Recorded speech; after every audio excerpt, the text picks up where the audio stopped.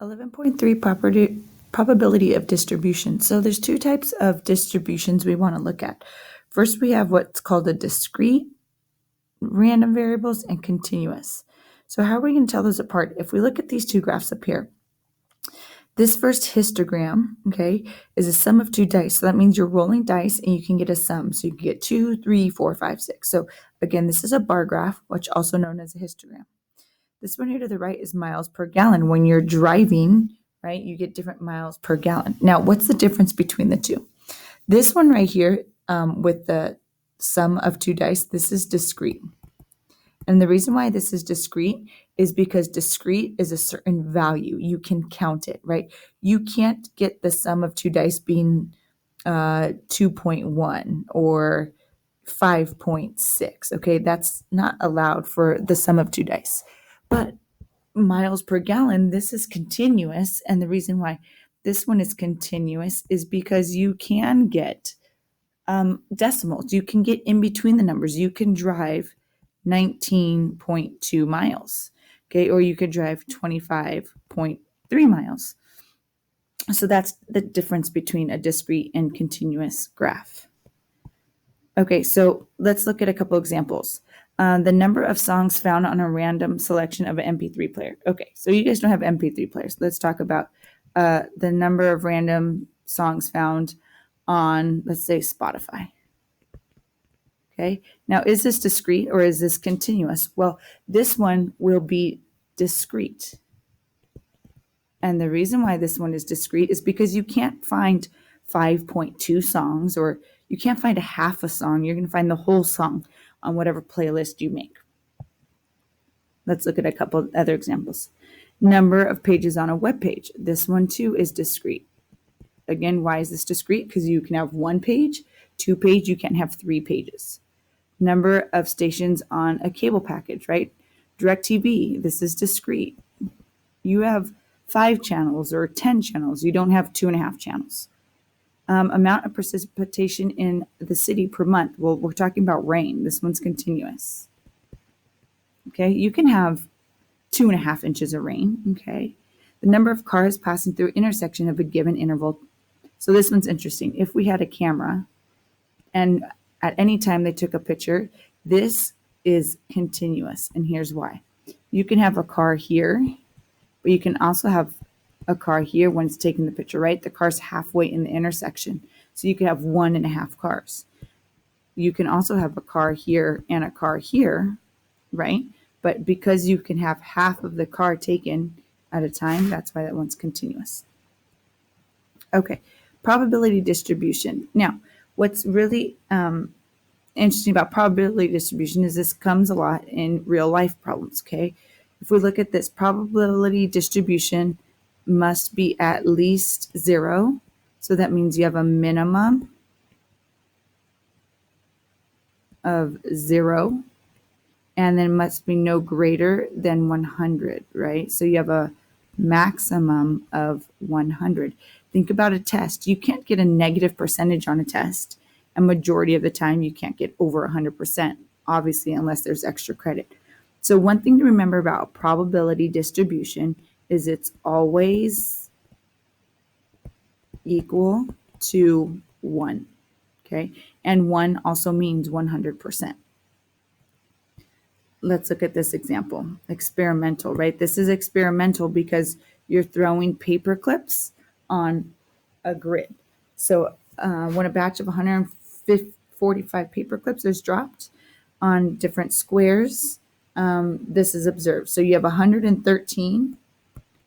Oops, that fell completely inside the square. And then you have 32 that finished on the grid lines. Okay, so let's find the expected probability. First, it says find 2 decimal places, the experimental probability of inside the square. So that you remember want over total. So you're finding the probability that it fell inside the square. How many fell inside the square? Completely inside the square, 113 over want over total, and we have a total of 145. Next, find the probability that it fell on the line. Again, want over total. So we have 32 over 145. And since it says put in decimal, you can put in decimal if you want, but you can leave it in as a fraction too. Okay, next, Jose surveyed the length of TV commercials in seconds. Again, put in decimals if you want, but you don't have to. Okay, first and foremost, we may need to find the sum of these. Actually, we do need to find the sum. So you're going to add up all your frequencies to find the sum.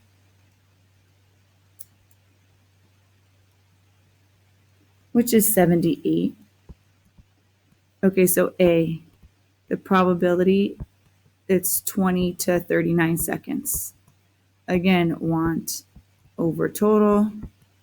Probability between 20 to 39 seconds is 38 over 78. Probability that it's, I'm going to put greater than 1 minute. I'm going to shorthand that. So the probability it's greater than 1 minute is 60 plus, so that's 4 over 78. Now the probability that it's between 20 and 59, so you're taking both of these. So 38 plus 19 gets you 57. So the probability that it's between 20 and 59 is, again, want over total, 57 over 78. Okay, let's look at this next one. This experimental probability, what they give you is they can give you a tally. For example, this is constructive, right? So if I would have you roll dice or something, you would make tally marks. The frequency would be the numbers of tallies you made. Okay, then you can create an experimental probability frequency, right? And that is, so 2, okay? And then when you add all these up, this would get you 100 because your frequency is going to equal 100. So 2 divided by 100 would get you that 0.02. Okay, 3 divided by 100 is 0.05, and so forth. 12, okay, divided is 0.04. Okay, so that's how you get. I'm sorry. It's not divided by 100. It's divided by the sum that you're doing. Okay, so that's my fault. It's divided by the sum that you're doing over the 100 trials. So basically what they're doing is we'll always give you this sum and frequency table. And the frequency, again, is dividing the frequency by the total number of trials at 100. Okay, and it's always equal to 1. Now you can also do a histogram, which is right here. Okay, a lot of times they may not give you the histogram. So if we look up above at the paperclip one and we wanted to do a quick histogram, right? So 0, 1, 2, 3, 4, 5, 6, 7, 8, 9, 10. And then let's see from there. Let's see. Oops, sorry. I'm trying to see if there's a, yeah. Okay. So here you could take for the or for this one you have oops. You have inside, right? And then you have on. So your histogram graph here,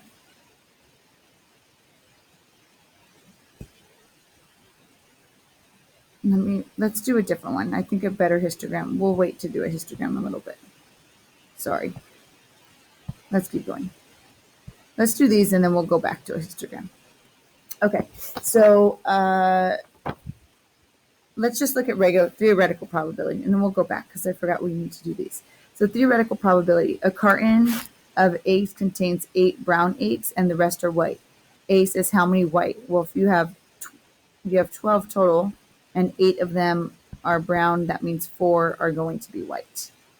Find the probability that you'll have brown eggs. Again, want over total. So you have 12 brown, you have 8 brown eggs over 12 total.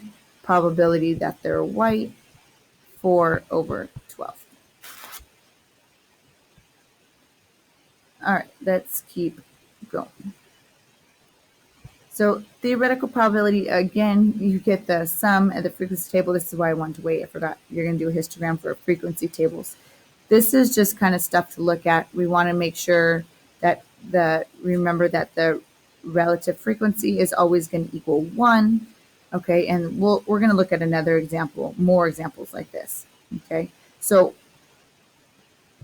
let's look at what the expected value. I keep saying it's equal to 1. It's equal to 1, right?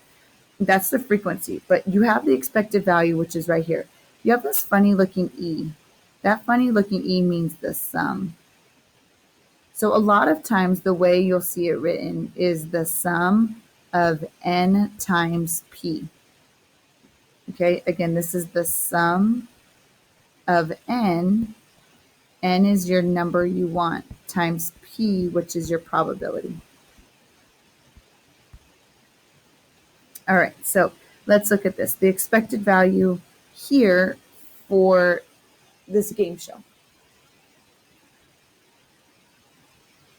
So you have to look and you have to take information from the spinner, okay? So we're going to find the expected value of the spinner. So for no prize, right here, no prize, that's 0 times, right, N is 0.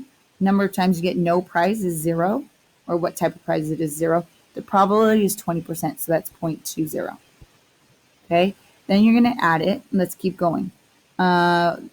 Your number, so you win $5,000 36% of the time, plus $10,000 22% of the time, plus $15,000 14% of the time, plus $25,000 8% of the time. And use your calculator to add that up. 8,100.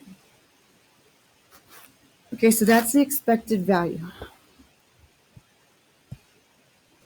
Let's look when they give you it on a chart. So here's our chart. P of E is the probability, right? That's our frequency. So remember, I told you this always has to equal 1. P of X always has to equal 1 or 100%. So A says find K.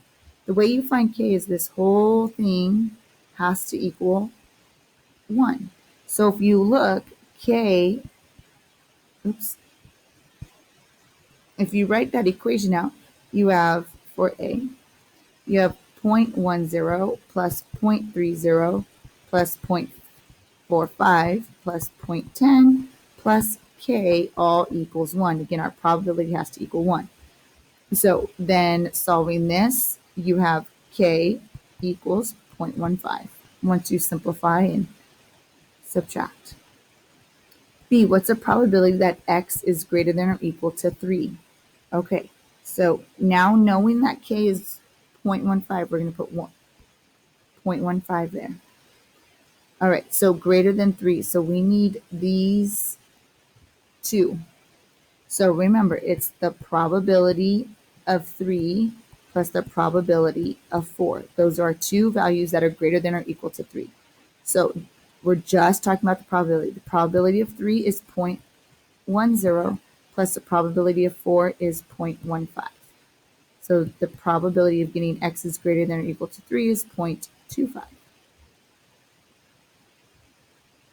And lastly, the expected value. Okay, so remember the expected value, okay, the sum of X is equal to N times the probability.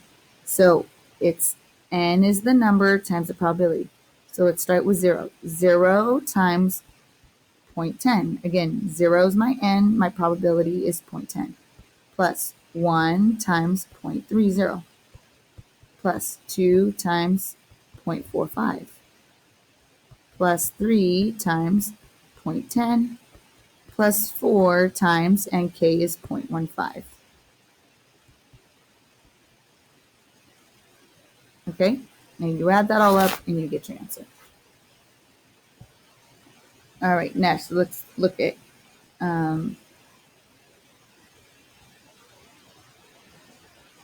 let's go down to number 10, right? So this says construct, or no, let's go down the next one. Yes, because I like what this says. Okay, first it says construct a theoretical probability distribution. Okay, so that means a histogram graph. So let's do that. So no prize is 0, and then it goes, the probability goes all the way up, right? What is the probability equal to? It has to equal to 1. So 0.1, that's 0.1, remember, 1, 2, 3, 4, 5, 6, 7, 8, 9, 10. So that's 1, right? 100%. Okay, you have the opportunity to make 0 money, $5, $10, and $20. All right, so let's draw this histogram graph. You have a 0.84% chance. So starting here at 0, 0.84% chance of getting no money.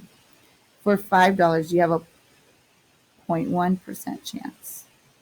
For 10, let's see, for $10, a 0.05. So that's even, that's like halfway in between that. And $20, it's even smaller, 0.01. So there's your histogram graph, okay? Expected value, okay? Again, N times P. So 0 for no price times 0.84 plus $20, 0.01 plus $10, 0.05 plus $5, 0.10. Okay, so you add all that up, and that is $1.20. Now, the reason why I like this one is because we can do the computation, but are we able to answer this in words? So let's see what that says. Interpret the results you found in part B. Okay, so what does $1.20 means? It's the expected value. So that means you can expect to get $1.20 back. Okay, you're to win $1.20. Now, the second part of this says, what can you conclude about the raffle? Well, what you can conclude is, how much does each raffle ticket cost? Well, you buy a raffle ticket for $1.